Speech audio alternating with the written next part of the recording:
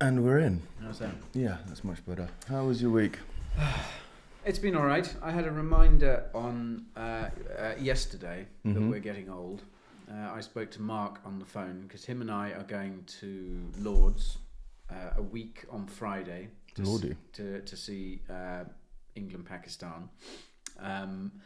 And he rang me up yesterday and he suggested, now bear in mind, obviously a day at the cricket with Mark is a loose affair. Yeah.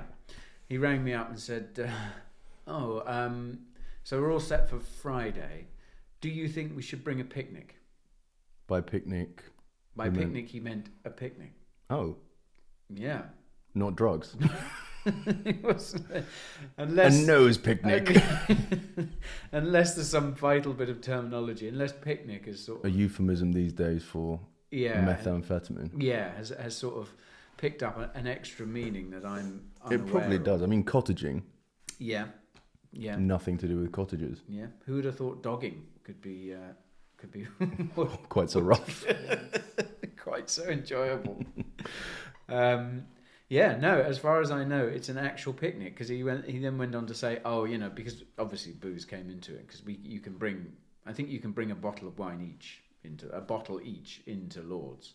So we thought, we'll get a couple of bottles of wine and then See, they wouldn't allow that at football, would they? No. Bring your own bottle. Glass, preferably. Yeah. None of these screw tops. No, none of these screw tops. Yes. You'll need a sharp implement to open that with. Yes. Yep. Bring something to open it with. Yes. No plastic, please. No. Yeah. We like to recycle glass. Yeah. Glass is much easier to recycle and pick out of people's faces. Yeah. Nothing younger than 97, please. When was the last time you went to a football match? Chelsea game was probably end of last year. Oh right. No, maybe not. It was end of Champions League game, sort of before we got knocked out. Oh right, okay. I went to a few. I go to quite a few. Rohit took me to one. Right. I in October. He had a box, did he? He did, yeah.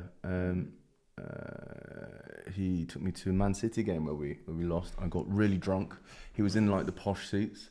Right. This was when I was still partying quite hard last year, and I'd sort of been up all night ish, had a few hours sleep, cracked on through pretty much, and there's just bottomless free alcohol. Right. And this is you have to be in a box. Well, obviously you have to be in a box or like in the corporate seats. You can't bring the alcohol out onto into the stadium. But you're 100 meters, not 100 meters, 10 meters from the bit where you can watch the game on telly. Right. You've gone all the way to the stadium. Because you get a meal beforehand. Okay. So there's an hour and a half of boozing beforehand, and I sort of was hanging hard, so I was just cracking on through. I got a bit drunk, started just singing. The only person there, sort of screaming, getting quite vocal, would keep on going to the toilet and just having a pint and necking it. like free alcohol, I just reverted back to 16-year-old Mouch. Yeah. So yeah, it's hard not to, isn't it? I think. Did you? I can't remember whether you went to that party after Joe and Helen. Zola. What party? Zola was there. He loved it. We're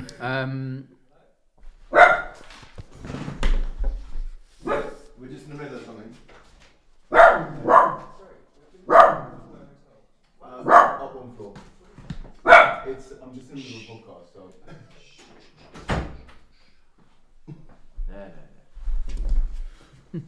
What is this place? I'll tell you what it's not. It's not a fucking chat room. That's going to sound great. Yeah. That'll look really good. We'll edit that all together. Professional. No, I'm not editing shit. What were we talking about? So we're talking. So yeah. After Joe and Helen's wedding, No, I You're took a flight home in shame. Right. No, I had a flight booked because I had an event that I was supposed to be running. Right. But was so hungover, I just stayed in bed. Yes, I remember that now. I remember that. But anyway, well, my point being that was a free alcohol thing.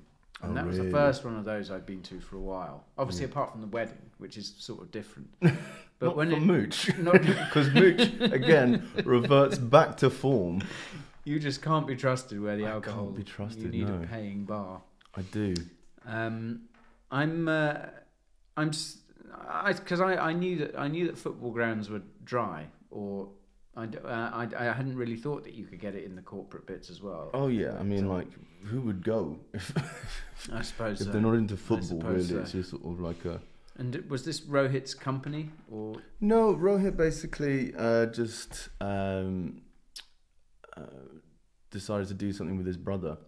That he, so they both decided to just get some corporate tickets, posh seats to Chelsea. That's what he does with his brother. Like, yeah, it's cool. Oh well, you can afford it. Yeah. And have you ever been to the cricket? I've never been to a cricket game. No. Oh goodness. No. Oh, you're missing out. I again think it might be front or back page paper sort of reviews like happening. You know, when Mouch lets loose and goes streaking. I would cricket. I was talking to someone recently, an Australian guy. Do you know Barnes? Yeah, I know Barnes very well. He was telling me about there's a place called Bay 13, or there used to be a place called Bay 13 at the Melbourne Cricket Ground, right?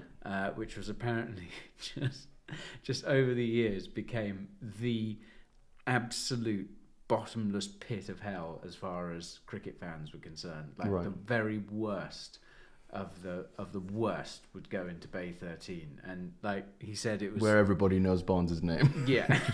He said it was amazing. Like you'd see it, and there was just everything going on there. People were drinking, throwing stuff around, running and trying to invade the pitch. Just awful behaviour. No one paying even the slightest bit of attention to the cricket, unless one of the players comes to field near them, and in which case they're just like, "Oh, you fucking wanker." But there's quite a lot of. I think you'd quite enjoy a cricket match. I think I would as well, because it's just basically drinking in the sun. Yeah. There's really no. I think especially it's slightly different at Lords, because Lords is sort of quite serious. And, boo. Yeah. Is the Oval all right? Yeah. South London. Yeah, South London. Yeah. The Oval's good fun. And sort of all the grounds are good fun, but I mean, yeah, after a day's drinking in the sun, even at Lords, you can get sort of pretty hairy. Sometimes. It's and there's and quite a lot of people are clearly not paying any attention to the cricket, and especially if you go with Mark, you sort of you're dumb. Yeah. That's one to do maybe on the bucket list, but I'm just trying to not drink. Because I just have no willpower. And just, it doesn't really work out for me. And I just revert. I just turn into a monster. Okay. Yeah. I think we can all agree. There's not going to disagree with you on that. But is that sort of, are you trying to lay off drinking in general, on like, across the board, or is it just you trying to avoid situations? I don't drink really unless I'm going out. Right. I'm trying not to go out because I'm trying to do more stuff. I'm just starting vlogging stuff. I'm starting more. I'm starting this comedy malarkey. Well, I'm just trying to. So like with that, you're supposed to be getting loads of stage time. You're supposed to be getting out there a lot, but I'm not doing it just because I'd get hammered or I'm busy doing something here, and I'm just trying to go, right, cool, what do I want to do? I want to do this. Let me actually do it. Yeah. I've been writing material, then just not learning it, and then being like, oh, God, you've got it. Like, that's the bit I'm sort of at the moment, sort of just sort of stuck with. I did like a little comedy course. Yeah, how did that go? Yeah, so tell me where we are with, where you are with that. We are. I'm Did the course. Did it was a good course. It sort of it sort of sped up the process of the learning curve, so to speak. So it sort of everyone goes into it sort of not knowing how to tell jokes in the way that you need to for comedy. They're always really over wordy. Brevity is key. You just need to get to the point, and how you deliver it is also really important. Which is something that I thought I would be quite comfortable with, but after seeing yourself, I record myself and do it, and you become a bit more conscious about it, and it's it's hard to find your voice, your comedy voice. And I've watched loads of comedy, and there's lots of people who have characters, and I'm thinking maybe that might be an interesting way to go, because it's not really you, and it's sort of something else that you can sort of put there. I did my first gig before the course had ended. Told my tutor, and he was like, "Don't do that," which was but it went well.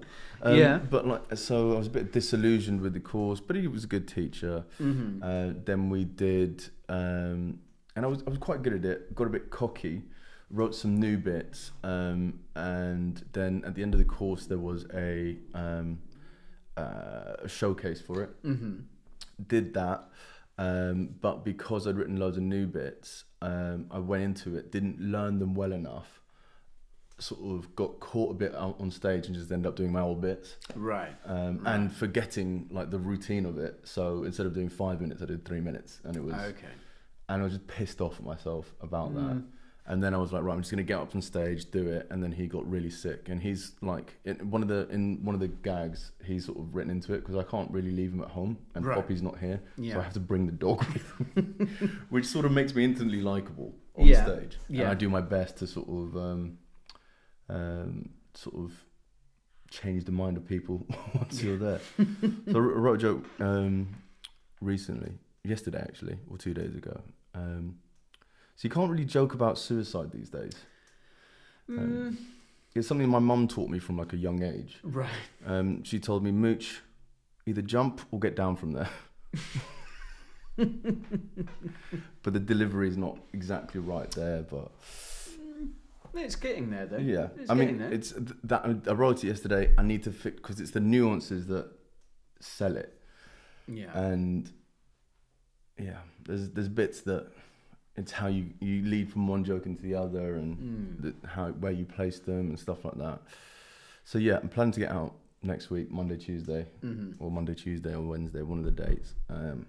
Now that he's feeling a bit better, and won't shit on stage, which was a very likely possibility. Wow, that would be up to upstaging, I think. Yeah. So that's where I'm at with it. And you're you're looking to get sort of more stage time, are you? So the next week is about getting up and getting on stage. So that's how you learn. That's how you develop your timing, your voice, your stage presence. So you need to get someone to film it. You need to look back at it, critique yourself, go, okay, cool, listen for where the laughs, if any, come from. And also try new material. So you don't know what's funny until you've said it, and sometimes you find something that is funny, know is funny, but you're not saying it correctly, and it's working and crafting a joke, and changing the wording and changing the lots of different ways of doing it. Sometimes I imagine it's just tiny little things that can suddenly turn something that's funny but isn't really working, just a tiny little tweak here and there, just making it shorter, getting to the point that little bit quicker, can be the difference between... or having a bit of suspensive pause with it, and it's the character you go on. Sometimes if you're just a loud sort of, that's kind of it's the sort of awe of that character, and the juxtaposition of what he's saying, and there's lots of different sort of but I find I'm watching loads of comedy going, I'm definitely learning. Just definitely learning. Just Netflix. There's a point, isn't there, where it's I think with anything you've got to stop kind of researching it and do it. That's what I'm doing these. It's sort of just do them, and I'm really happy that we're sort of sticking to it once a week, just coming in, chatting nonsense. This has been my favourite one. I did one yesterday. It was good fun, but we're talking about lots of deep things. Right. And the guy's quite intense. Talking, sort of political bits and bobs, and right. I'm not as well versed on it as he is, and I'm forming opinions while I'm talking about it, and I'm watching it back, I'm just coming across as like just I don't know what I'm talking about, which is exactly what it is. I don't really know what I'm talking about. Yeah. But on the plus side, it is forcing me to think about these things and form these opinions, which is good. Yeah, and it's thinking on your feet as well, isn't it? It's sort of right. I've got to react to this. I've got to have something to fire back, which is which can be the situation on stage, isn't it? Because when something happens that you don't that you can't predict, that you get someone in the audience who's reacting in an unpredictable way, or something happened. There's so many things that can happen or go wrong or go right and all that sort of stuff, but you've got to be so sharp to be able to react to them. I think that's the one thing I feel really confident about. Like, I'm quite quick to fire off a rebuttal or something like that. I'm the class clown sort of syndrome. But that doesn't always happen. And you just think you're good at something. It doesn't mean you're going to be good at something. Yeah. But like, that's more the host sort of thing. Like, in these open mics, it's just basically other comedians like wanting to sort of tell their shit gags in front of an audience. Yeah. So they're generally quite respectful. There's one called the Gong Show, which is at Leicester Square. Oh yeah, yeah. Which is brutal. Really? So you've got 5 minutes. The audience is just known, like, people go there to heckle. There's three audience members become judges. Okay. If they each have a little card, if you get 3 cards, gong, you're off, and that's it. Okay. And it's pretty raw. Fuck. I saw one guy go up, and they sort of asked people does anyone in the audience want to have a go, and he went up. Never written it, just assuming comedy is like just these guys are just really funny and they're just coming up stuff off the top of the head. And he goes, comedy's fucking easy, you just talk to people. So what's your name, sir? What do you do? And he asked the host, and he went, I'm a comedian, I introduced you on stage. Anyway, it goes worse. It goes south from there. Right. After that inauspicious start. And it accumulates in him just shouting, you're all a bunch of cunts. Mic drop. And then goes back to his seat, and he goes back to sit next to his girlfriend, who's just head in hands for the rest of the show. Oh my word! And that was the funniest. It's just too cringe. It's sort of like you couldn't have written it. God, he must have learned a lot about himself that night. And a lot about comedy. How embarrassing. God, that sounds like such a bear pit, though. I think I've heard of that. I think. It's a famous one in Leicester Square. I was supposed to go to the comedy on Saturday. Right. Do you remember Katie Green, the American Katie Henderson? Yeah. So she was down in town. It's some memorial for someone. Right. So we were going to go to the comedy. We didn't book tickets, but we went and met up. At a bar around the corner. Her friend, who was also meeting her, running a bit late, and we all basically got together as we were supposed to go in, and we were like, should we just, because we were just here to see each other, not to go to the comedy. And if we just go, it's not something we really just catch up on, like, front row and just have a natter. I think you'd make yourself pretty easy target. We just part it off really in the end. Right. But there's loads of comedy in London. God, yeah. I mean, it's you could see different stuff every night of the week. When is the Gong Show? Is that quite? The Gong is on the last Monday of the month, I think. But then there's loads of open mics. There's open mics generally Monday to Wednesday. There's some on a Thursday. There's the one we went to in Stockwell. Yes. Yeah. Yes. That seemed a good one. That is a good one, but I've been told that's not one you should really put out your new material on, because apparently there's agents and stuff there. But I'm at this point where I don't think an agent is really going to pick me up, seeing as it's my second gig ever. So I think it's a good one. There's one in far, but a lot of them you have to sign up quite way in advance for. It's just kind of, I'm not that organised. Well, yeah, I know what you mean. I'm sort of similar like that, but I think nothing would focus you more than to be like, okay, today is the 16th of May. In 2 weeks' time, I have a gig, and I've got to do 5 minutes. Yeah.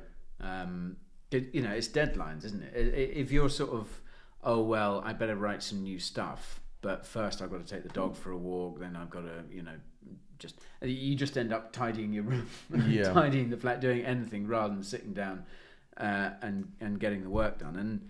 And I think I remember from talking to other people who've done comedy or worked with comedians and things like that, so much of the work is done off stage, writing bits, learning bits, as you say, because I think that's the other, like, because you write it, you know how you want to say it, but then you don't deliver it.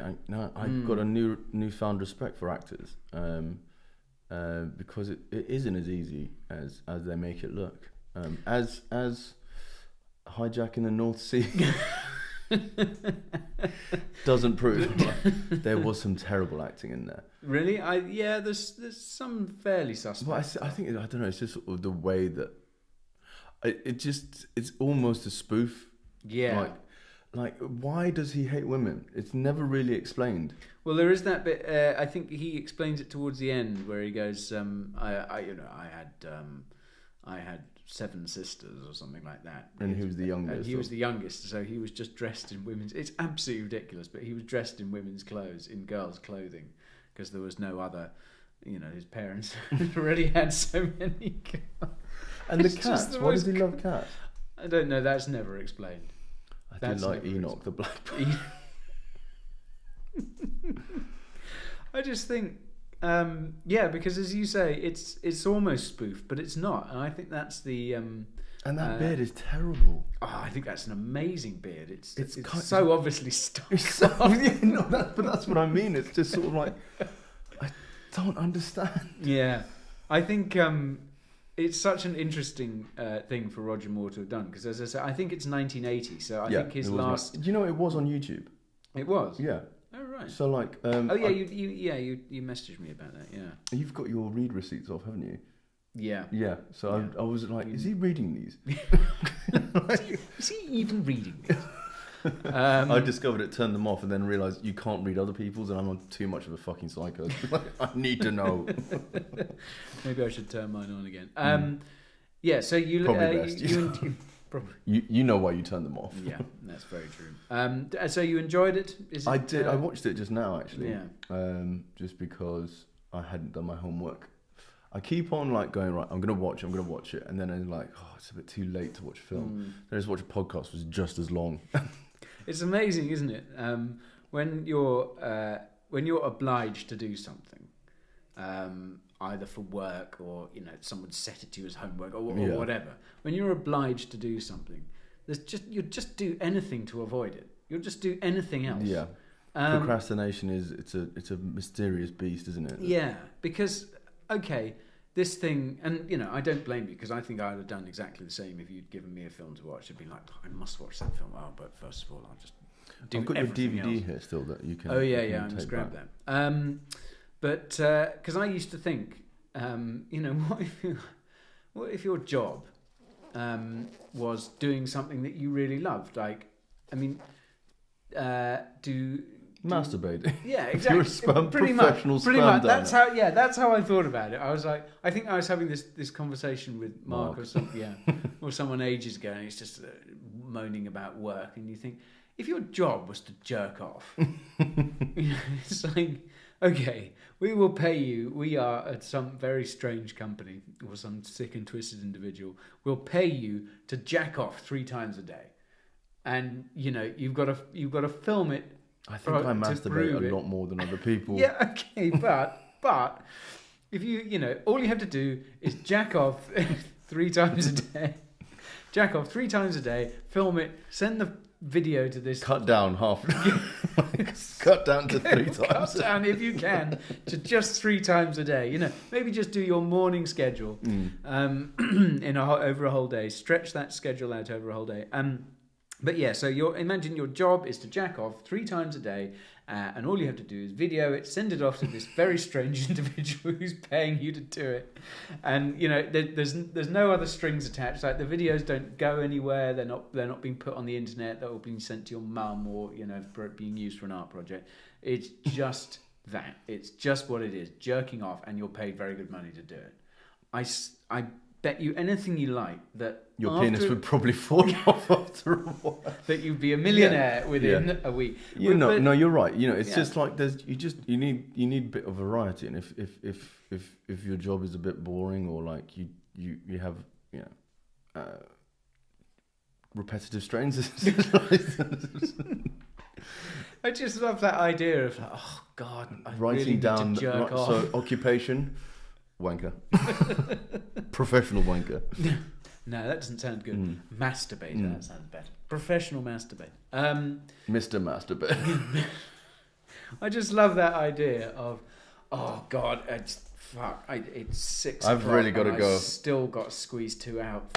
Oh, I just can't be bothered. Oh, maybe I'll just go on YouTube for a bit. Oh, maybe I'll read a book. Probably should get down to gym. This room needs tidying. Yeah. Do you know what? This flat needs redecorating. Yeah, I really should be studying for my dentistry exam. My hobby of dentistry. I'm going to go and study for my Arabic GCSE that I've taken. Apparently, dentists have a quite high rate of suicide. Really? Yeah, I heard that on a podcast. Okay, I thought that might be the introduction to a joke. No.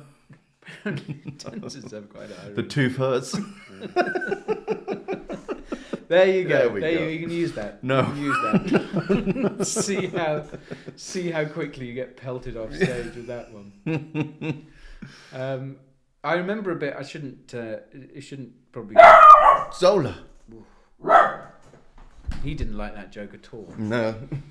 I wonder how smacking the dog will go down on the podcast. I don't care. Shut up. Quiet, Zola. Yeah, it shouldn't go too far down the rabbit hole of talking about sort of other comedians' work. But I remember a bit by Stuart Lee where he's talking about going to the dentist, and he goes, I went at 2:30, obviously, and it was just like I thought it was so beautifully done because he nod to the and then he does his sort of Stuart Lee thing of going, oh yes, because that's the time, isn't it? The Chinese go to the dentist at that, and there was something brilliant about the way he sort of deconstructed it there and then, whilst at the same time getting away with sort of but that's the thing. That's how you can deliver something like so ponderful. Yeah. And there's a great podcast that I'd encourage you to listen to. Like I love listening to it. Like I actually cried at it the other day. Right. It's called Let's Talk About Sets, and it's the geeking out of comedy, and they have guests on each week, and they talk about tragedy, truth, blue comedy, offensive comedy, alternative comedy, and they geek out into it, and it's really well produced. They must talk about it for hours because it's like an hour and a half, but it's edited down, and it's just really, really insightful, and it makes you appreciate comedy a lot more. And they bring in bits and highlight it and break down certain premises, jokes, bits, routines. And there was the one that I reduced me to tears, and it showed me a new, it just opened up a new form of comedy to me, like how the fucking masters do this shit. There's a comedian called Patton Oswalt, who, do you remember? He's a very famous comedian, and he was in. That sitcom with Doug Heffernan is the UPS guy. Oh, yeah. I think So he's the fat guy who works in the subway for that. Right, yeah. But he's a very well-known comedian. And it's sort of getting into comedy, you realise that half of these sitcom guys are all just comedians. I didn't realise. I was just like, oh, they're all comedians. Because one gets a show and then just gets all their mates into it. Yeah. Because comedians generally are quite good actors because they're acting on stage. Yeah. The principles are Pretty much largely the same. Yeah. So anyway, his wife tragically died. Right. And he had to. So he put this into his routine. Right. After some time, I imagine. And he so masterfully did it. So like he built up the suspense, talked about the worst part of it, which was sort of having to tell his daughter who was at school. Right. And I can't remember how she passed. He didn't say that in the joke, and I didn't look it up.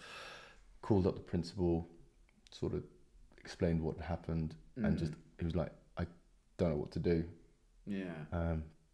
And he was like, okay, look, take your daughter out of school today. Don't tell her tonight. Don't tell her and put her to bed with it. Tell her when the sun is shining. Take as much time off as you need. Blah, blah, blah, blah, blah, blah. You know, it's not like, you just don't be around her, be supportive of her, and don't be concerned with anything else, but do it on a nice day. Take her to the park, have a lovely day of it, and then break the news to her in a nice way. Right. And he did it, and he said it was the most terrible thing he's ever had to do, and it would be. like he will recover from his wife dying, but he will never recover from having to destroy this girl's world. Yeah. That's interesting. Yeah. And he said this is in a stadium theatre sort of show. Yeah. Theatre show, maybe not a stadium show, but probably anyway. And you can hear a pin drop in the audience, and I'm crying in the Tesco car park. I'm crying in the Tesco car park, and he talks about how I'm welling up now just thinking about it. How I'm a pussy though. Pull yourself together, He man. hadn't slept for 4 days. He spoke to his daughter. I think it was on a Thursday, and she went, "I want to go to school on Monday.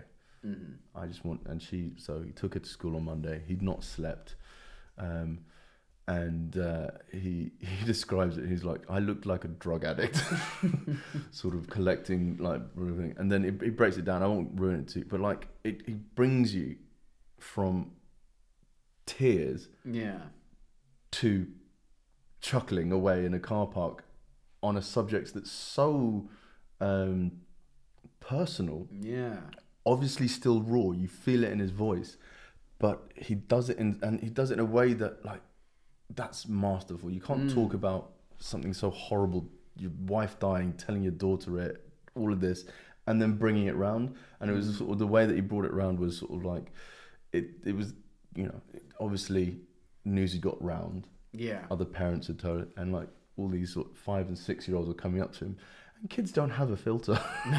Like, and, it's just like, and just these kids firing. He's not slept for 4 days. They're firing him questions like, "Are you gonna miss her?" Just like things like this. Are you going to miss your wife now? She's died. Are you gonna get a new stepmom? Are you gonna get a new mummy? And one of the bits he goes into is like some of these kids let on a little bit too much about their personal life.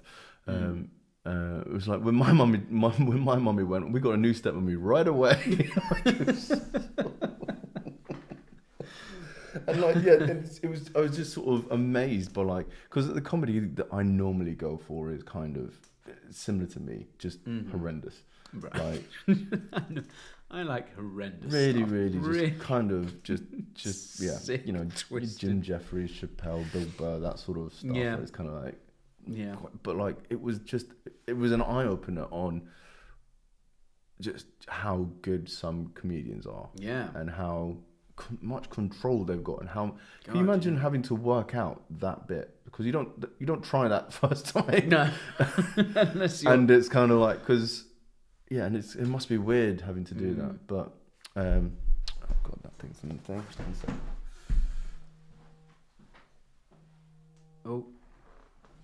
Oh, someone's Anna Murray's calling me. Grab it if you want. No, it's nothing important. She'll know now. Well, that's so interesting, isn't it? Because I think comedians, whether you like their stuff or not, whether they're funny to you or, I mean, I always think, people I don't find particularly funny are, Russell Howard and Michael McIntyre and people like that. I just don't, they don't work for me. Which one's Russell Howard? Is that He's the one who's a really happy, smiley guy? Yeah. Sort of looks like basically some sort of Joe. student. Yeah, a bit like Joe, but sort of thinner, taller, happier. Yeah, I quite like him, but like his comedy is he's kind of it's very sort of upfront, smiley, toothy, and all that sort of stuff. I quite like him. I'm not sure I quite like his comedy as he seems, and his Russell Howard's Good News show. Yeah. I just cry at that shit, and he's just like there's always one bit where there's some kid who's got AIDS, and there was one of those bits where there was this, and I fucking bawled my eyes. I can't watch fucking Animal Hospital without crying. Super Vet, I can't watch it because I just start bubbling up. I'm like, I'm just so sad. I've just got an image of you sitting at home. It's just like, don't have to be in work till 2. What's on the TV? Animal. It's like that. But what's on the other channel? Super Vet. Yeah, no, Poppy loves Super Vet, and I'm like, I can't watch this. Right. And on this one Russell Howard's Good News, there were these parents, and they had this daughter terminally ill with, I think, cancer or something. Right. And she was a big reader and all of this sort of stuff. Mm-hmm. And she's 8, 9. How cancer just takes people far too early. Mm-hmm. And she passed. It's very sad. And they started finding these notes around the house, right, that she'd written and sort of hidden around the house, just telling them how much she loves her and all of this sort of stuff. Hundreds of these notes, like in books and in crannies and stuff like that. And it was just like, that was so it. Sweet. That was it. I'm just like, you were there, Tesco car park again. No, that was at home. And I was just sort of like, oh. I also like the idea of you're always listening to these things or watching them, and you're in a Tesco car park, and it's the same car park, and there's a security guy who works there. Goes, there he is again. That guy's out there again. He's crying again. Yeah. God, what is that? No, he's not cranking this time. He bought a pork pie and some hula hoop. And Kleenex, lots of man-sized Kleenex. He's put his headphones in. I love how we've gone racist with this. Yeah, well, we've gone all a poo. I went Nigerian, sort of. Yeah, I went for sort of generic Indian security guard. Well, we can cut the racist segments out. There won't be much of a show. Just like a 2-minute podcast. 2 minutes saying hi, how are you doing? Yeah, and the dog barking. Just go. Shut up. The rest of it is just racist ranting. Racist slurs. Well, we could put it out on a different, under a sort of far right kind of thing. But that was something I thought about when we were talking about comedy just now. Is the stuff that you don't necessarily find funny. And there's some terrible stuff out there. I mean, Jim Davidson and people like that. There must Roy still Chubby Brown. But this is the thing. It's so subjective. Like, Jim Davidson, I don't think is too terrible. Like, it's not my humor, but like it's not.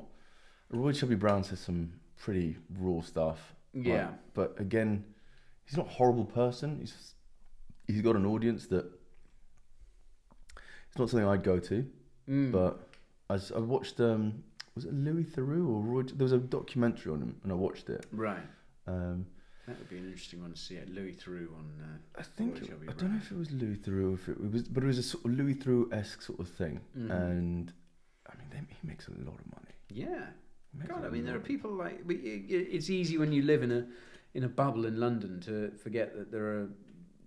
People all over the country and in London as well, I'm sure, who find that sort of stuff hilarious and will happily part with their hard-earned money to see it. Like, this is the thing. There's so much comedy for so many people, like, and there's certain comics that you don't like Russell Howard and Michael McIntyre. Yeah, but my sister loves Michael McIntyre. Michael McIntyre. I saw an advert for him on the on BBC One the other day doing one of his live at the Apollo things. You know, he's got that whole theatre just absolutely in the palm of his hand. Yeah. Whilst he's strutting around making observations about fucking toasters babies or and like like the spice racks. 5 spices. Yeah, it's just sort of to me. 5 spices. There's a big thing about that, and like he was showing people doing the routine. I've never heard the routine. It wasn't. I don't know, but I suppose it's for people at that point in their life. Yeah. Once you've got 2 kids and 5 spices is a funny thing, and no Jews. Do you think it comes to that? It's God, we've got 2 kids now. I haven't slept properly for 6 months, but that 5 spice thing. Yeah, now that I think about it, that's fucking hilarious. I mean, because the thing that I quite like about I'd love to do nothing more than just write jokes all day. Just do what I walk the dog, chill, write jokes all day, go perform them at night, and that's your job. That'd be amazing. Yeah, yeah. But you'd get bored of it eventually, and then you'd be like, I've got to write these jokes. Yeah, yeah, but it would be like that, and I think, but I find it quite interesting. I read an interview with Sarah Pascoe the other day. Love Sarah Pascoe. Yeah, she's brilliant, isn't she? And but you know, you get it gave an insight into her life and what it was about. And you think, God, yeah, that does sound like an ideal life, because once you've got to that level where you're well known, you've got an audience, you're acclaimed, your confidence must be so high. You know, and all the practice of that, you must be able to sit down and on a good day just fucking turn it out, and have so much material and have so much to talk. And obviously there are good days and bad days, but once you get to that level, you can be fairly confident of your ability. But still, yes and no. I've been to the comedy shows but like it's not all like you're confident with it, but like sometimes it's just not good. I went to a show on Sundays, and sometimes Sundays you get like these bigger comedians popping in and trying to get new material. Yeah. And it was this gentleman. Do you remember Lee Murray? Or Lee Nelson. Lee Nelson. Lee Nelson, yeah. Yeah, like he came in and he was doing his non-Lee Nelson thing. I can't remember what the guy's name was. Right. But it wasn't good. But then it's the new stuff. And he sort of like was saying, just want to let you know, I'm not getting paid for this. Like, and he's just testing out new premises and seeing how it goes and seeing what works and what doesn't. Yeah. And you know, this is the bit that I'm sort of trying to just sort of get my head around, is like you can bomb. Yeah. And that's an important and I guess you've got to bomb in a way. You've got to tell a good joke and sort of feel it out, and it's not going to get too many laughs, but you need, it's just sort of working out the joke. There's a saying that there's no bad joke. It's just the joke that's not being worked on enough. Right. That's interesting. So like, that's very interesting. Like, and it's sort of true. You can make something funny out of pretty much anything. Yeah. You're just not thinking about it in the right way, or you've not manipulated the words right. And I suppose if your persona's right, if it's right for maybe if you're playing a character and stuff, like Al Murray, I think is an interesting great character, isn't he? Yeah. And he's done so well off that, but he's so, I think people entrenched in it now. Yeah, and I think people often find it difficult to separate Al Murray from the pub landlord, and to be, because I think I remember a friend of mine knew Al Murray quite well, and said, he's just nothing like the guy in real life. But I remember hearing that and being like, oh yeah, God. I've forgotten that, and he must have people coming up to him all the time, being like fruit-based. Oh yeah, and all the thing, and all the catchphrases and stuff, which he must be so used to that. But also people coming up to him with his being on the pub landlord's end of the political spectrum, and being like, oh yeah, bloody hell, yeah, you're right about all them blacks, aren't you? Right about that fucking. I follow him on Twitter actually. I think I can't remember which. There's 2 comedians. I'm getting confused. There's Lee Hurst, who used to do They Think It's All Over. Yeah. Very, very conservative. Like, not really keen on Remainers. but he said it's still out, and Yeah. I'm not sure if Al Murray is or isn't. I don't think it's. I think Al Murray himself is pretty left. Yeah. And I think that's why the character works so well, because it's just completely the other end of the other end of the scale. And yeah, off stage he's just nothing like. But yeah, I suppose as well, because I was thinking about this in terms of writing. You think, God, if you're an established author and you've got a publisher to sort of G you on and say, like, where's the next book and all this sort of stuff. God, that must be so much easier. But then at the same time, I bet I'd be really interested to know whether a lot of these well-known, these big famous comedians and stuff, I wonder whether they ever think, God, it was so much easier when I was no one, when I was just doing 5-minute slots here and there, trying out stuff, but people didn't expect anything. Next on stage and next up is Sarah Pascoe, and people are like, who's that? Never heard of her. Whereas now, and I think not just on stage where they go, oh right, Sarah Pascoe, yeah, well she's famous, she must be funny. And the expectations are so high, but then in real life as well, people are, oh, Sarah Pascoe, yeah. I know you, yeah. So make me laugh. Yeah, they must really there's dread definitely, that. I reckon, an element of that. But then I think also there's a certain point you get to where you've got your audience, they come to see you, and it's a lot easier. If you're selling out your own show, they want to hear the Sarah Pascoe's stick. Yeah, at worst, probably they'll only ever be a bit disappointed. But they're on your side from the start, so you've got to really work to fuck it up, haven't you? Yeah, but I mean, I suppose, it probably comes to a point where it's like, if you want to have like an artistic change or something, that you're a bit fucked. Like, you've got your audience, and if they are sort of, mouth breathers, and you try and go a little bit more highbrow, you're fucked. So Roy Chubby Brown. Maybe Roy Chubby Brown has got some really quite lefty out there material. Sort of anti-Tory stuff, like I like that Corbyn, actually, he's great, but he's just desperate to bust this out, but he knows he'll just loses the weight. Phoning his agent, it's like, I've been away. I know I've had a few months off, but I've lost loads of weight. I'm so slim now. I've got rid of that stupid suit. Can you get us a gig in Dalston? What is it? The Moth Club? Is it the Moth Club in Dalston? I really want to play that. I've got some stuff I think they'll love. I'll follow in Lee. I'll stew. Yeah.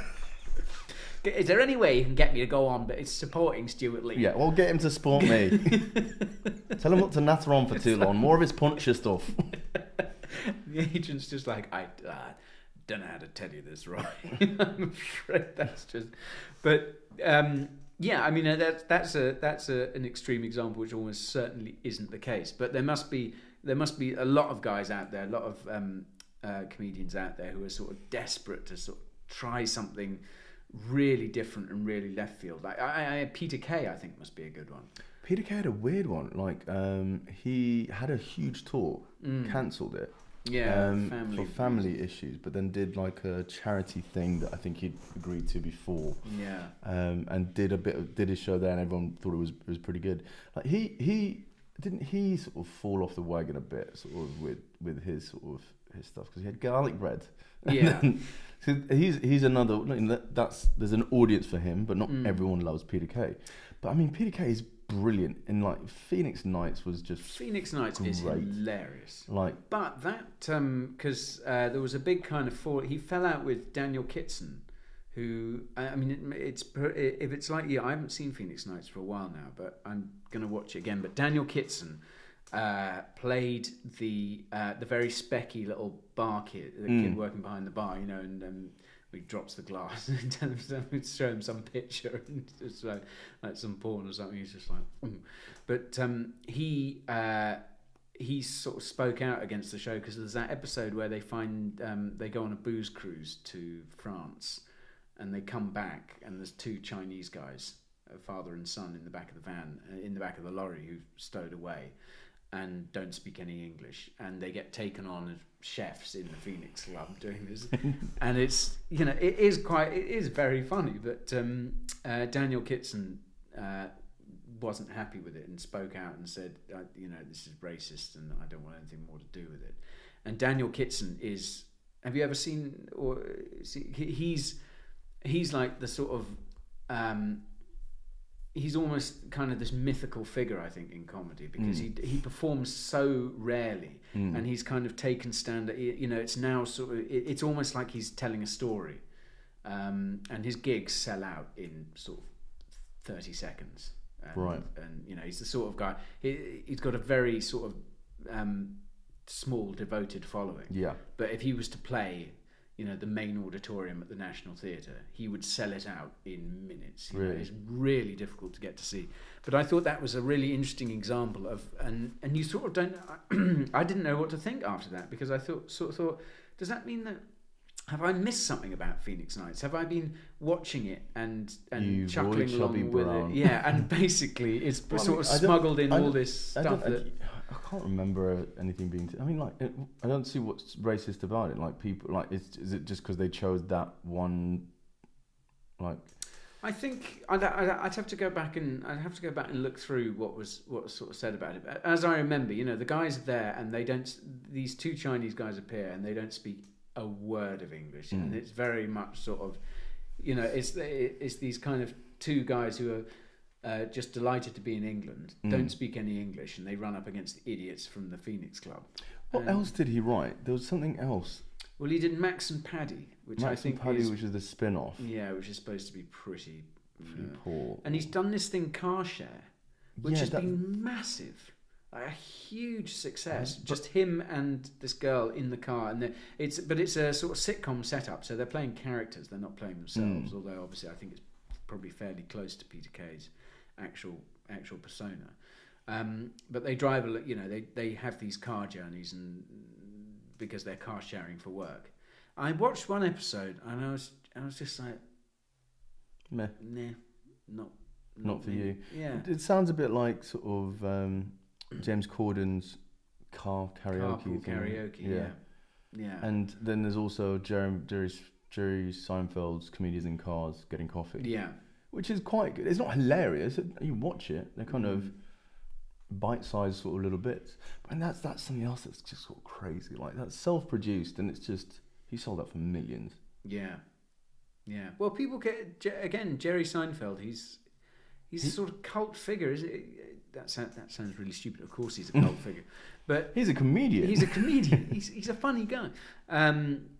But just his name. I mean, there's just so much. His name just carries so much weight and so much baggage. It could almost be, Jerry Seinfeld doing anything. You say this like there was. There's a bit on YouTube where it's Ricky Gervais, Louis C.K., Jerry Seinfeld, and Chris Rock. Mm-hmm. And they're all round and they're just talking. It's sort of when Ricky sort of burst onto the scene in America.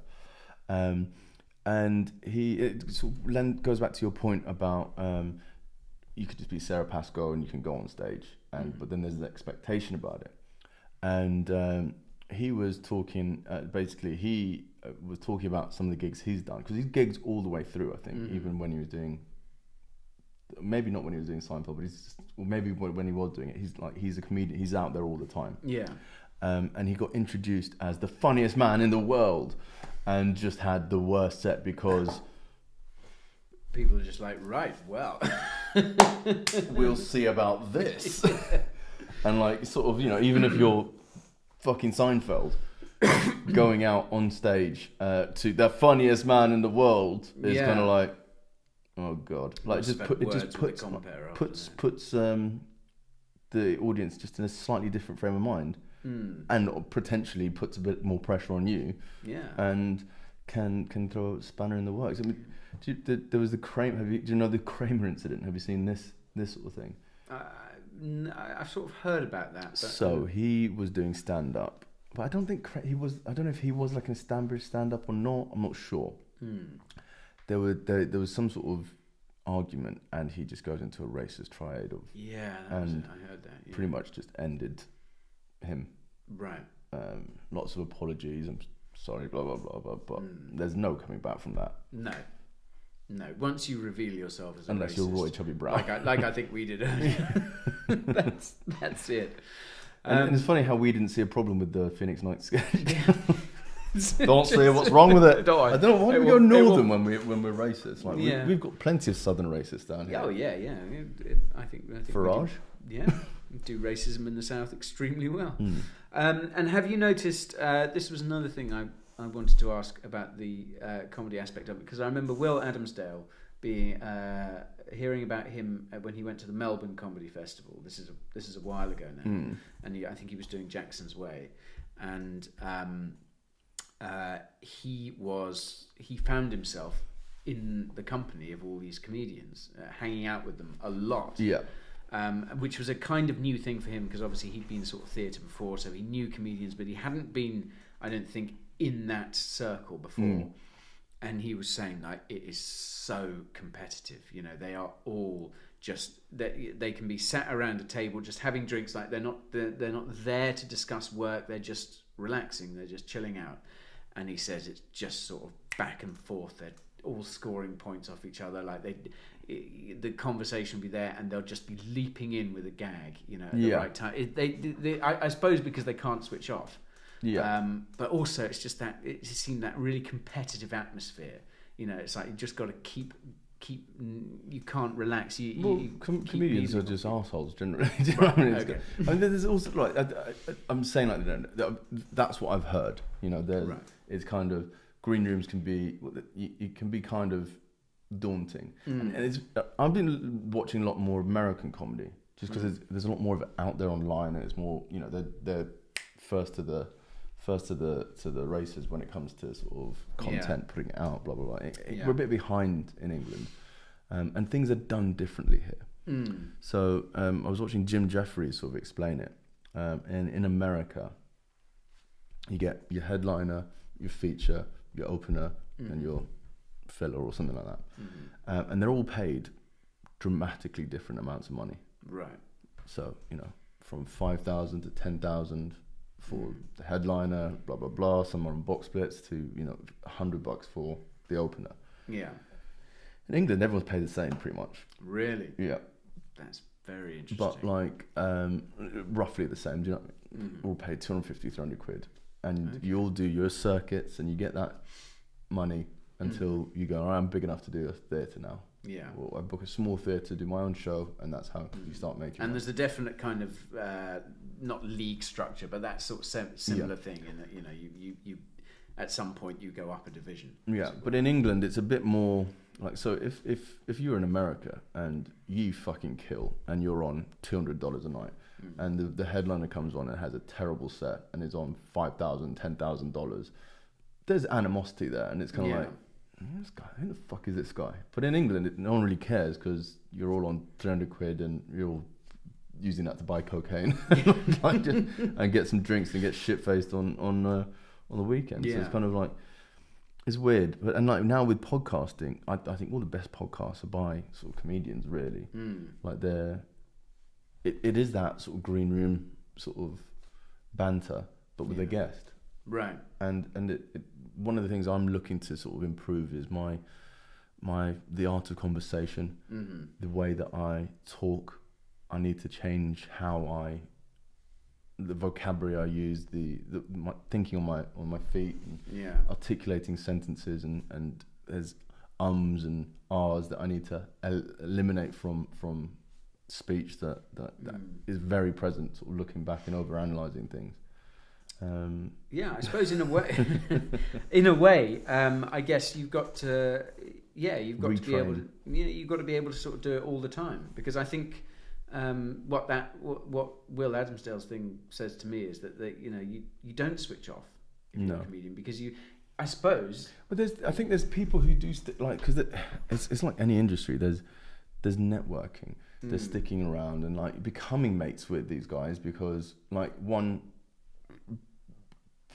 Professionally, you want someone to bounce ideas off and become mates, and you become friends with people. Yeah. Two, you're probably going to be spending a lot of time. You'll be running into a lot of these people at the same time, but also sort of like who sort of get. Yeah, you get work like that. Yeah. They go.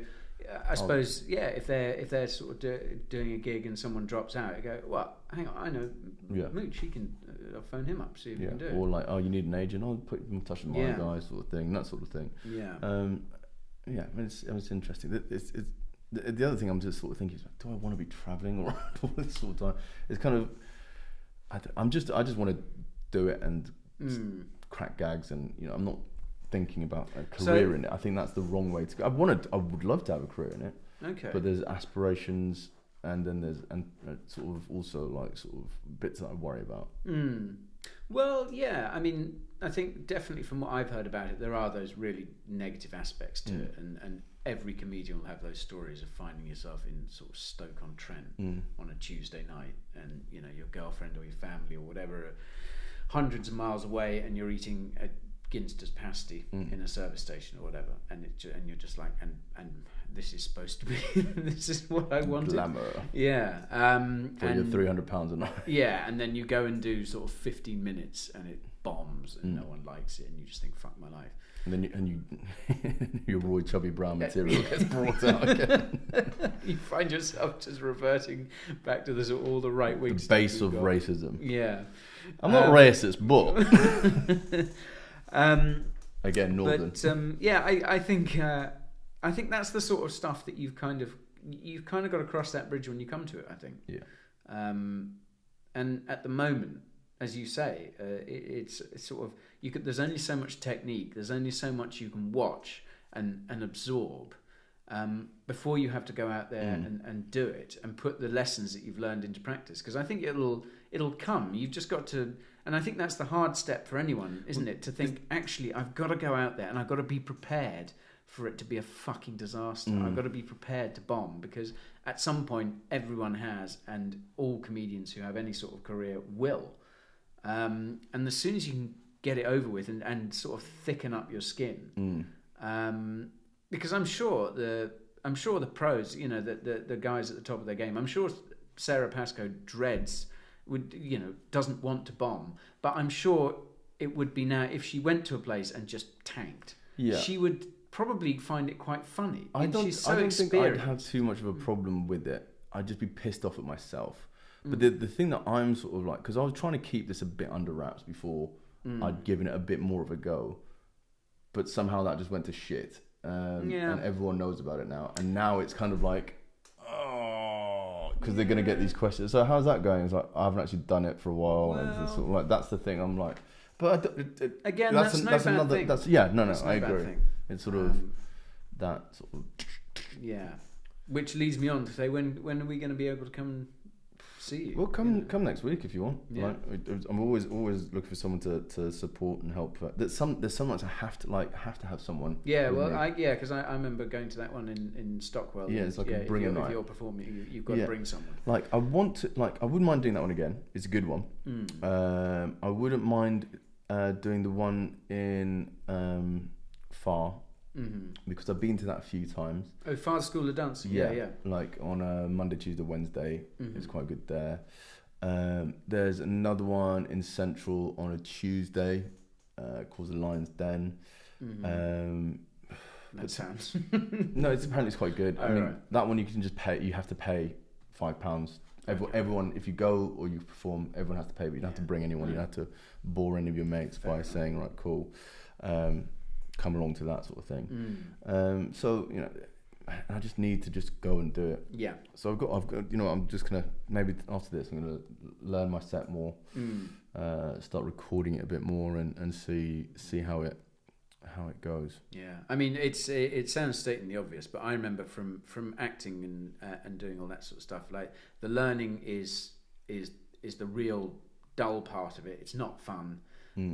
But as soon as you've got it to a level, because there's learning it and then there's knowing it. Yeah. And as you can go out, and I've been out on stage before where you're sort of like, oh, I know the lines, but I just got to get through them. And your performance you're not performing it well. Yeah, your performance it suffers for it. But there comes a point where you know the material so well that a fucking meteorite could strike the stage and you could just deal with it and move on. And and you'd be so confident with what you've already got that you could go into a 10-minute digression on the fact that the meteorites hit the stage, the dogs just shat all over the place, pick it up and then just pick up the thread. And that is when I found being on stage, that is when the real gold dust happens, because you know it and you've got it to a point where it's in you. I wish I could have seen some of that. It didn't happen very often. I was too big. I was such a cunt. I remember once, I think it was in Putney at that church. Is it a church? The Arts Theatre, yeah. And we'd written signs. And we'd given you messages, which I doubt were supportive. No, I'm sure they weren't. I'm so sorry. That's all right. Well, I should get T-shirts like that. The shoe will be Mouch is sorry. The shoe will be on the other foot now, because I'll turn up to your gigs. Have you got a heckle? Do you have sort of anything stored up for if someone heckles? Quite a lot of racist bile. Right. I just hope it's a minority. It always comes back to. It always comes back to that. Is that your shit? Well, you're black. Brexit. I always thought a good one would be, and you can have this. Apparently, that's another thing that comedians like. They come. Here's one you can have. You can have this. You obviously need the two. I like to dabble myself. Not into the travel myself. So this one's for you. You can have this one. Just mention my name on stage. Just think of me as the power behind the throne. I always thought it would be quite a good one. Just if someone shouts out, your shit or whatever, depending on whether they're male or female, just go, mother. There you are. You can have that. You can have that. I think you should. I think the Fars one would be a good one for people to come and see. Like, because Joe obviously lives around the corner, or will do. I think just one friend is the way I'm going to go with it, because I don't know. I think that's the way, because if there's more than one, then mischief. Yeah, do you know what? I dread to say it, but it goes back to what I was saying at the beginning. I think we're just getting a bit too old for that shit. We're taking picnics to cricket matches now. Yeah. We've entered this period of our life. What happened 2 weeks ago at Mark's birthday? Yeah, okay, well, there was that. People still revert. What happened at Joe's wedding? Yeah, okay. All of this is true. I'm not saying we flipped overnight.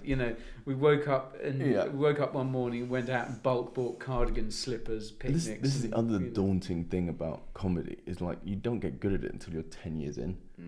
So that's another thing. It's like, I'm not fast. I just enjoy sort of writing stuff and going, that's not funny.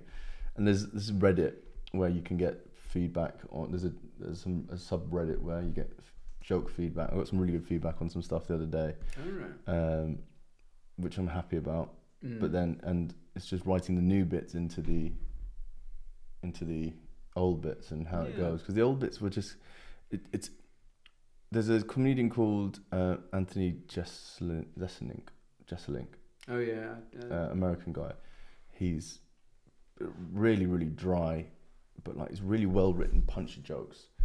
And I was reading some of his things, and I was just deconstructing the jokes, and I tried to write them in sort of his sort of styles. It's kind of lots of misdirection, but like, or misdirection on misdirection on misdirection. And he's got some amazing ones. Like there's some. I can't remember them, and I'm not gonna butcher them. But like, he's brilliant. But and that's the sort of thing. It's like I don't know what my character is, because when I go up on, I just imagine myself as completely different to what I've watched, and it's just like, okay, cool. I don't understand how I want to come across, or how I should be coming across. But I think you're asking yourself the right questions. Yeah, there's sort of you've got that inquisitiveness about, and you're prepared to sort of film yourself and watch that back, which a lot of people I don't think would be. Yeah, a lot of people would just be like, right, I'm just going to go out there and say it, and if people laugh, great, and if they don't, well, I'll never do it again. But I think you realise that it's a process of, there's a lot of self-critiquing. You've got to hone it. It's a skill that you hone like any other. Whether you're going up on stage and playing the guitar, or telling jokes. You know, the underlying theory is the same. You've got to work at it, and you know all that. So I think you're on the right track in that respect. Just not doing it. You're just not doing it. I've researched this enough. Exactly. I'll be the best teacher. Yeah. But yeah, I mean, I find it all the time, like with trying to write and stuff like that. I've read, I don't know how many books about writing and being a writer and writers' daily rituals and this, that, and the other. And it's all really sound advice.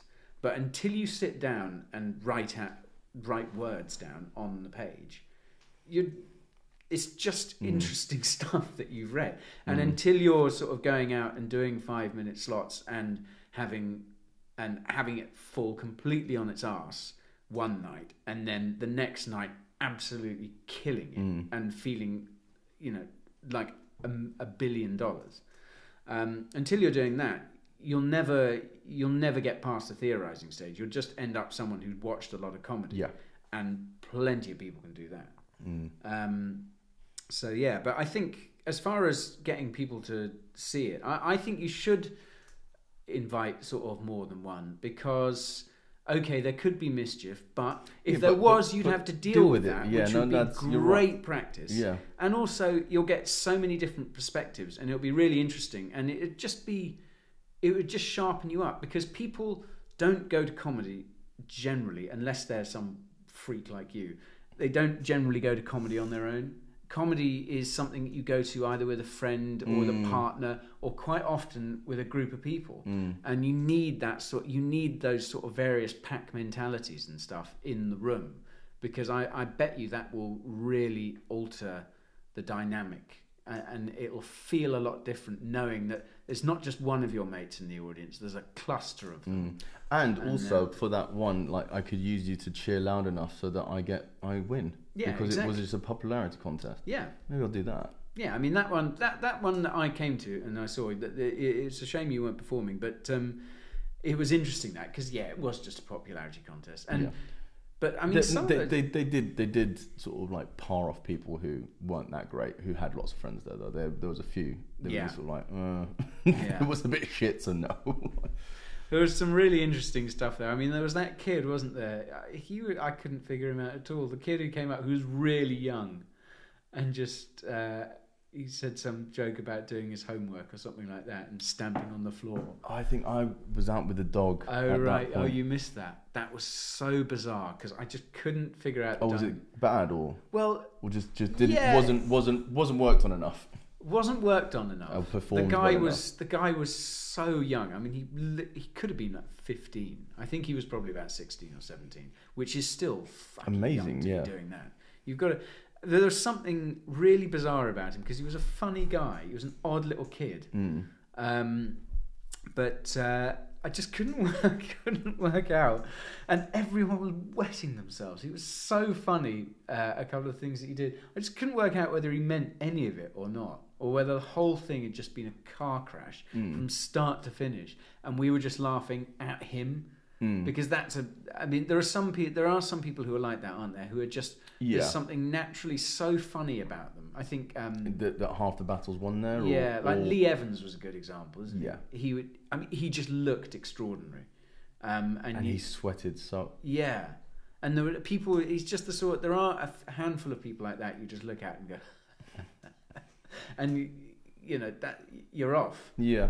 I think Peter Kay's got something of that. That guy, the one who does the one-liners on Mock the Week. No, Jimmy Carr. No, the really weird guy with the flowery shirts and stuff. Oh, the bald guy. No, like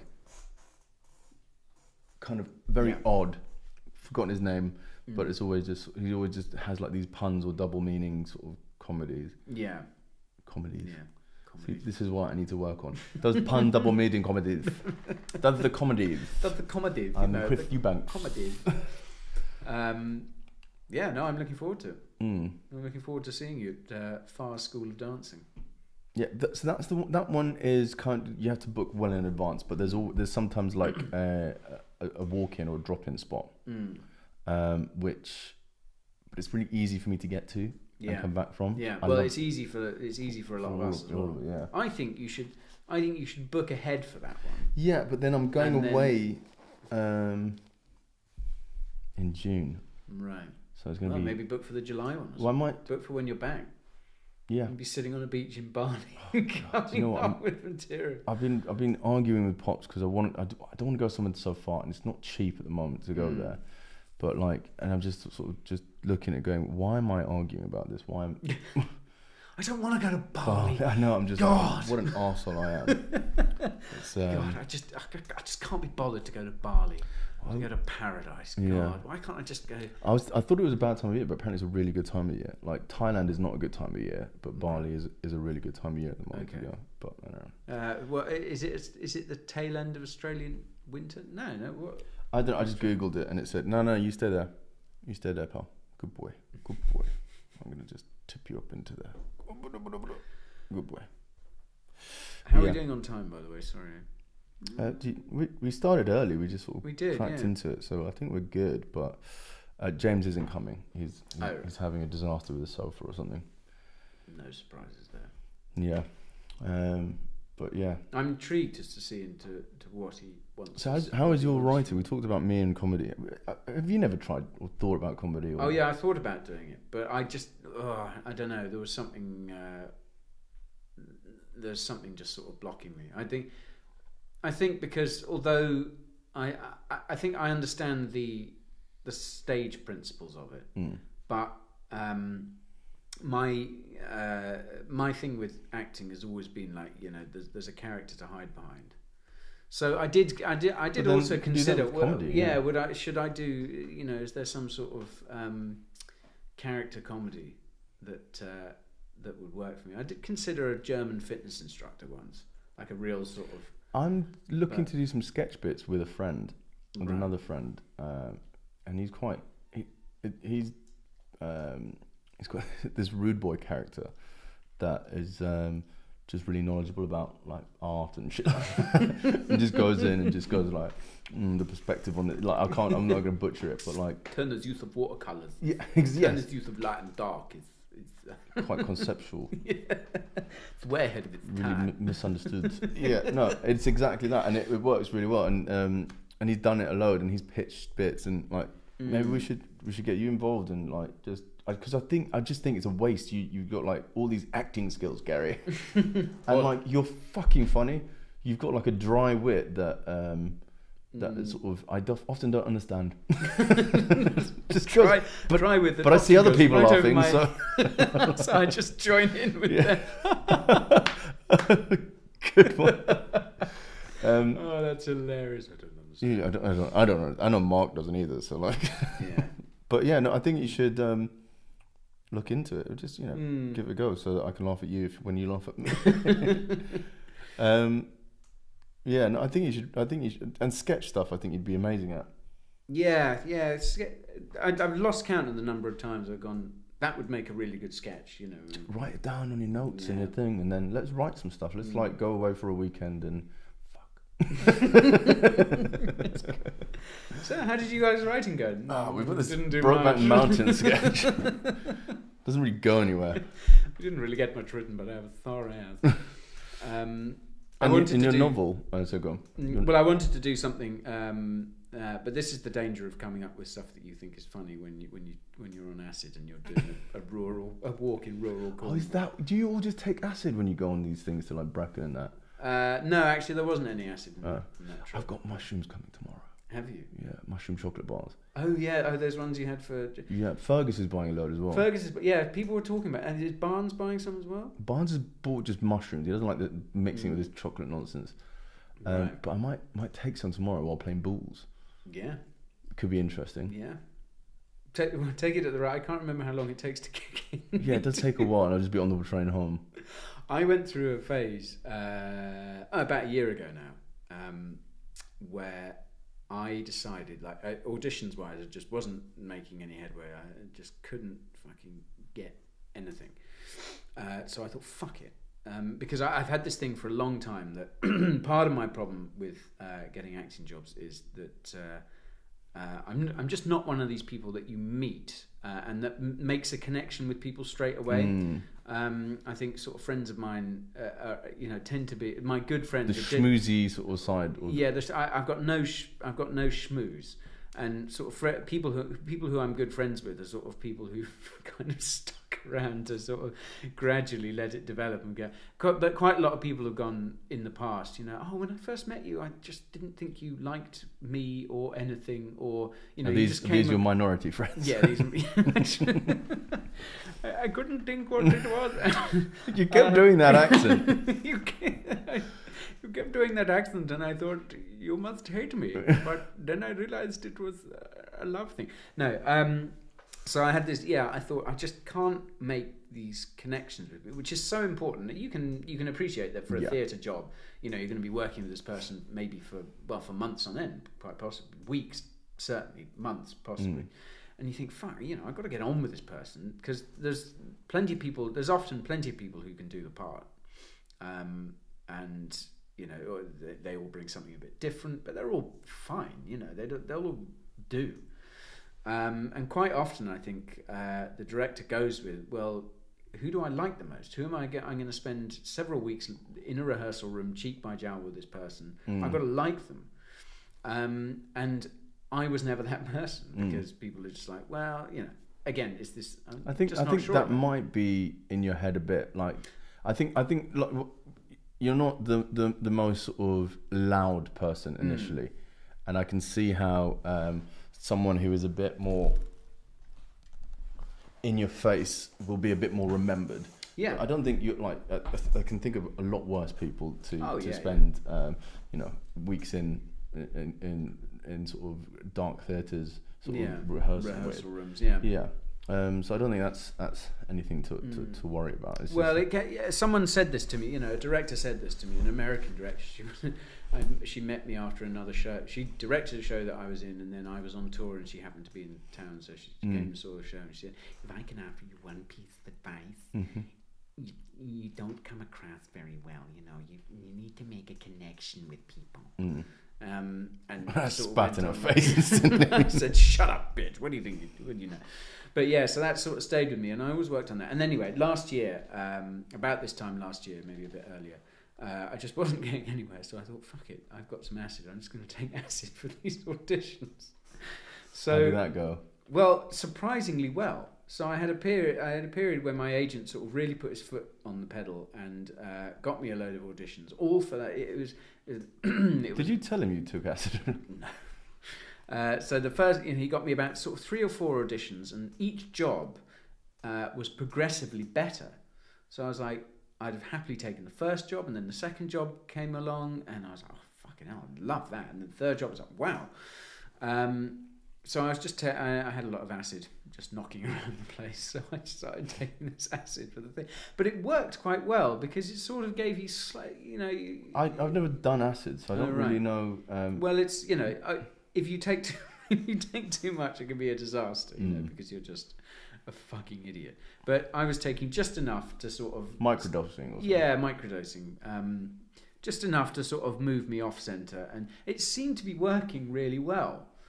But didn't book any shows. No, I didn't book any shows, but I was getting recalls. So That's I thought, good. Okay. it's such a long process. But anyhow, I went to these ones, and I got the recalls, and then there was one in particular I was going for. It was a really good job, and I did the first audition on acid. And I was sort of realising, at the right point to take it, and I'd walk. I used to like to walk into town in front of them. Excuse me, just before we start, can I have a sip of that? I'm just gonna hold it on my tongue for a few minutes. Keep talking. You didn't audition for Spud from. But yeah, I did think, God, worst case scenario is something like that. It's like, to be or not to be. But I went in and I did this one on acid, and it went really well, because I was relaxed and I was slightly, because I was slightly off centre, I was just a little bit more experimental. It just all seemed to go really well. And actually, looking back, I think what you said is probably right. Like, it wasn't I was far too much in my own head with it, and it just went well because it went well. You know, I was right for the part, and etc. etc. Anyhow, I got a recall, and I thought, right, better do acid again. Only this time the recall was at 9 a.m, which is really early for theatre. And acid. And acid. And so I took the acid, but I didn't take it early enough. So I took it on the walk down, and I got in, and I was like, shit, this isn't kicking in. Fuck. So the audition, it didn't go as well, and I didn't get the job. So probably twice because you were like... Twice because I was thinking, shit, the acid. Anyhow, My magic potion. that was 9 a.m. The rest of the day when I had to go to work and all that sort of stuff. I was like, by sort of midday, I was tripping balls. I'd taken quite a bit too much. Yeah. I was just like, woo! It doesn't matter. What will be, will be. The phone must be about to ring. Oh shit! It was totally. How was the day on site that day? Oh yeah, interesting. Just like heavy machinery was operated. Yes. Oh, spade. It's a spade. What a beauty. I just want some water. That's why. Yeah. So I don't recommend that. But no, I think. It's one of those things. Yeah, how's the writing going? Well, sort of slowly.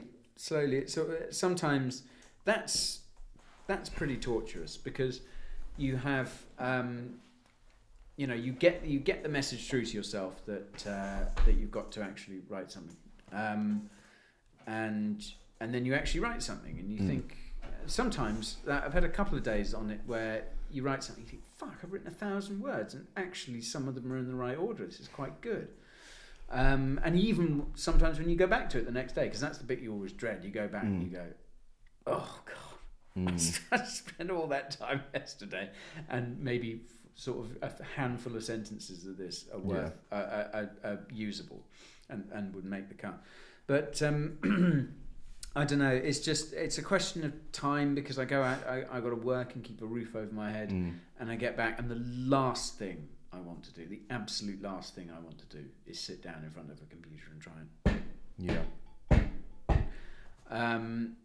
So it's a question of do I take some time off work and obviously earn money. So it's a novel you're writing. Yeah. I don't think I've never really had the urge to sort of write a play or try and write a film or a TV series. I think something like that might come, but because novels is what I read and know well. I suppose it's weekends you need to just put aside some time. This is all true. You know, it's the sort of thing. It's like, well, you've got to find the time. It's no point saying I'm too busy because everyone's too busy, and there are millions of not millions, but there are hundreds of novelists. What's the novel about? Well, again, this is sort of something that keeps changing, but it's about an actress, a female actor, as we should say. Why did that get changed? I think it just became a bit of an equality thing. Like, you wouldn't say an electricianess, you wouldn't say a plumberess, you wouldn't say a civil servant-ess. You know, why would an acting being quite stewardess? Well, yeah, I mean there are there's now flight attendant. Yeah, there's waiter and waitress, obviously, and all that sort of stuff. But I think the acting profession, being a bastion of liberal. They were like, me too. Yeah, it was sort of. I think it just sort of like, why should it? Yeah. Anyway, it's quite a funny meme going around. The comedian Owen Benjamin, who's quite right wing. So in America, the hashtag symbol used to be referred to as the pound sign. Right. I didn't know that. Pound me too.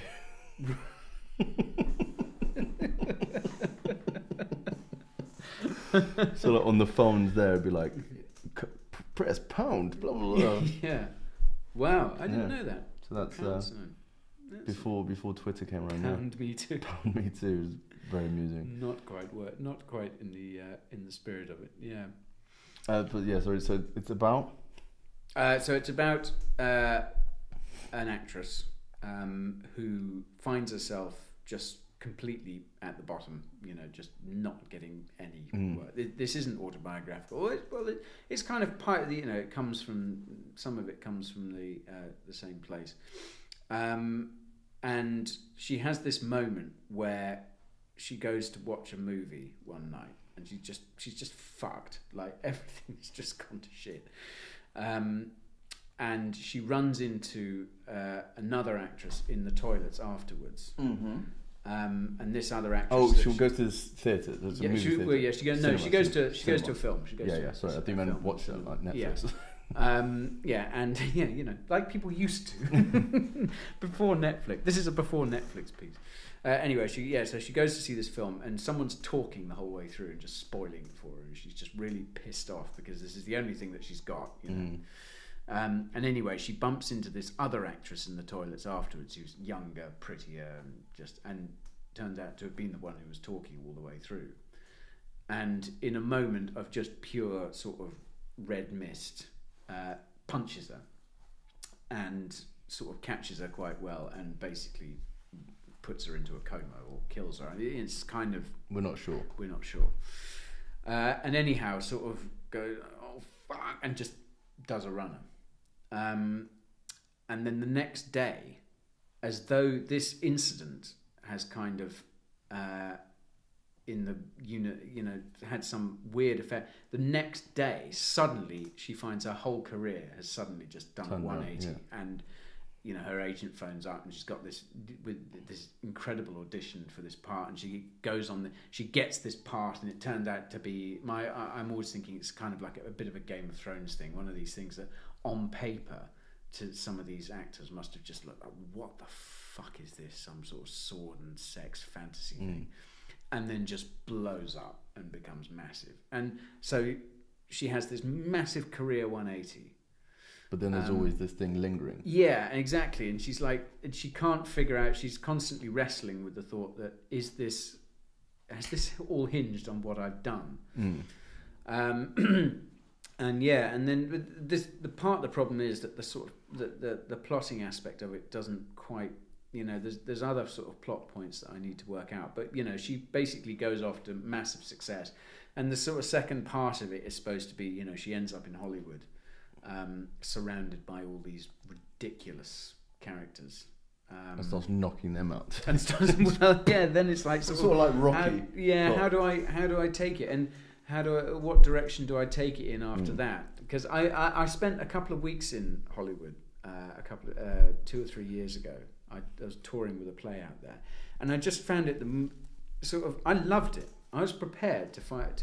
I don't know if you've been to. You must have been to LA. I've been to LA, but like not really been to LA. Like I've got lots of relatives there. Right. He's really thirsty. I've got lots of relatives. Carry on talking. Who are plastic surgeons and all that sort of stuff. Oh right. Good people to know. Yeah, I think.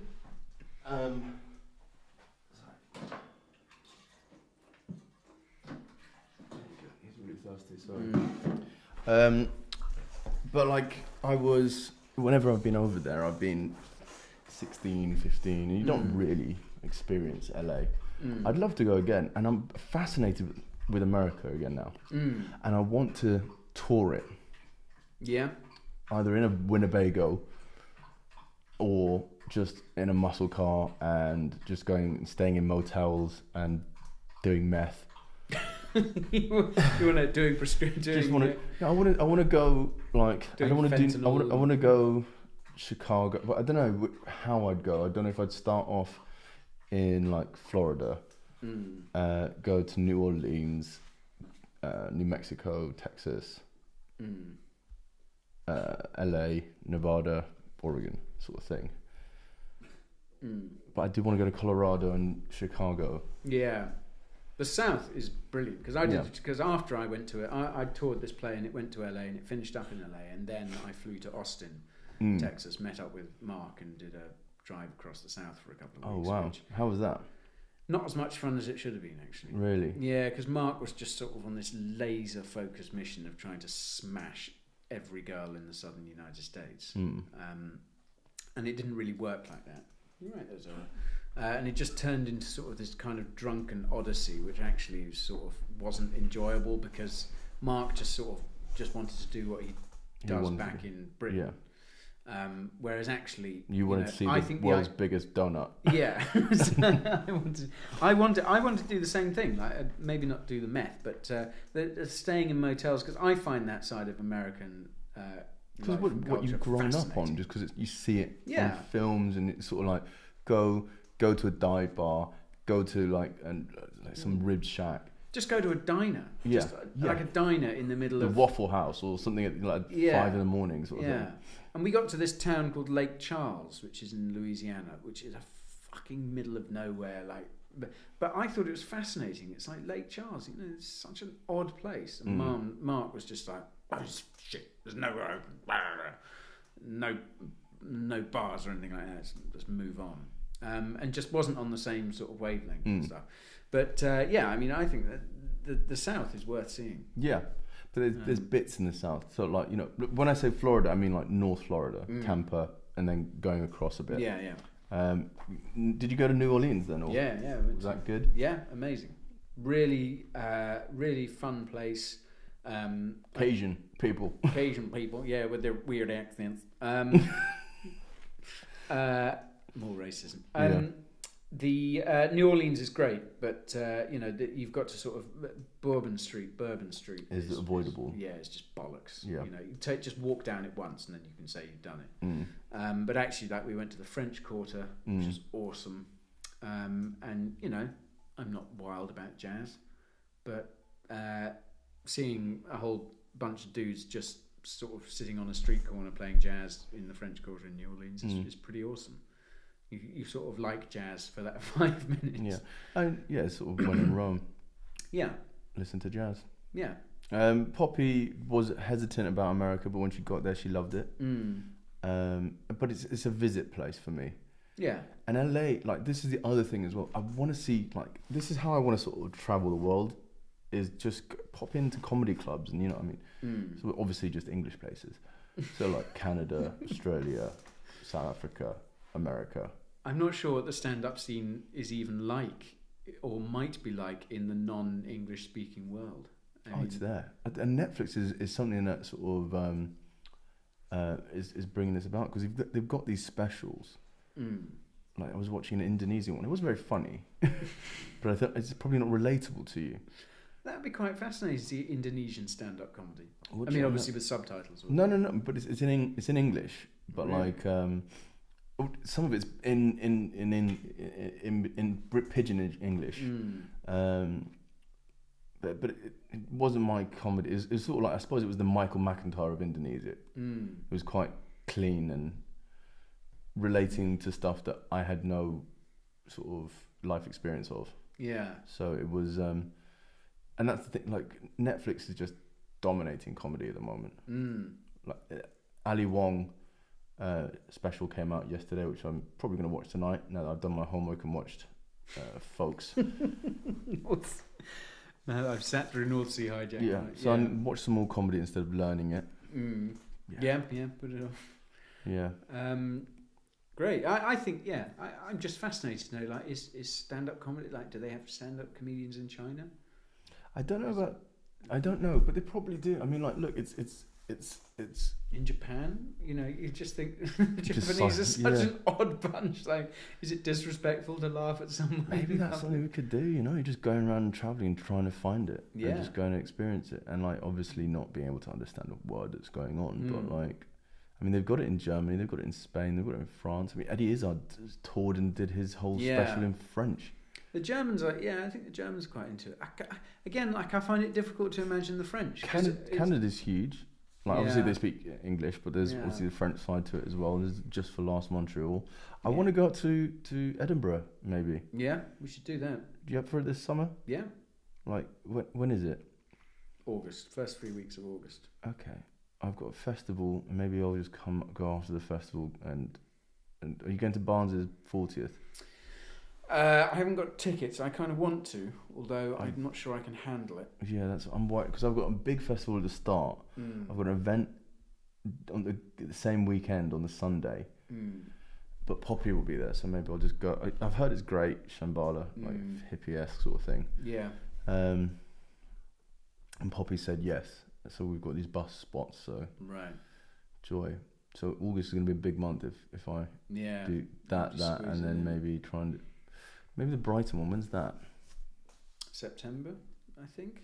That's probably a more attainable. Plus, it has the benefit of being in Brighton rather than 600 miles away, or however far it is. Yeah, I think Brighton might be good, and then aim to do Edinburgh next year when you don't have so many festivals in the diary. Yeah. Yeah. What's the time, by the way? I think I'm going to have to... Yeah, should we wrap this up? Yeah. Oh, it's 9 o'clock, yeah. Lang. Cool. Well, great.